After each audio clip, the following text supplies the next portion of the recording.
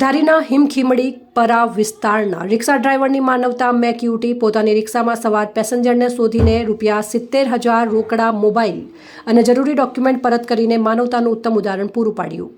હિમખીમડી પરા વિસ્તારના સામાન્ય રિક્ષા ચાલક રજાકભાઈ અબ્દુલભાઈ શેખની રિક્ષામાં ધારી તાલુકાના વીરપુર ગામના ધીરુભાઈ હરિભાઈ ચોડવડિયા પોતાની સાથે તેમની પત્ની રોકડ રકમ ₹70,000 કિંમતી મોબાઈલ અને જરૂરી ડોક્યુમેન્ટ લઈને બેંક આવેલા હતા, પરંતુ ઉતાવળમાં તમામ વસ્તુઓ રિક્ષામાં રાખીને દંપતી બેંક પાસે ઉતરી ગયા હતા।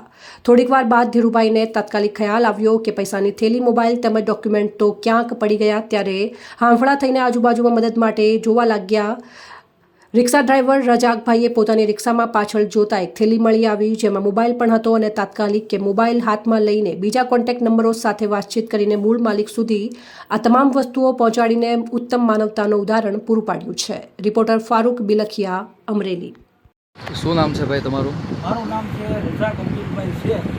હું બકાલા માર્કેટ યોગીજી ચોકમાં રિક્ષા આપું છું ને મારા પેસેન્જર હશે ને એને હું મોટા બસ સ્ટેન્ડે લઈને આવ્યો અને એને થેલી ભૂલાઈ ગઈ અને થેલી રિક્ષાની સીટથી હેઠે પડી ગઈ છે ને અમે બકાલા માર્કેટે ગોતવા ગયા હતા અને મેં મારી રિક્ષામાં હરખું નજર નાખી છે કે રિક્ષામાં હેઠે પડી ગઈ છે કે નહીં તે જોવા માટે રિક્ષામાં તપાસ કરી તો રિક્ષાની સાઈડના સીટની હેઠે થેલી પડી હતી, જેમાં માડીના પૈસા પડ્યા હતા, જે કાંઈ હોય થેલીની અંદર ને માડીને પાછી પરત સોંપી દીધી।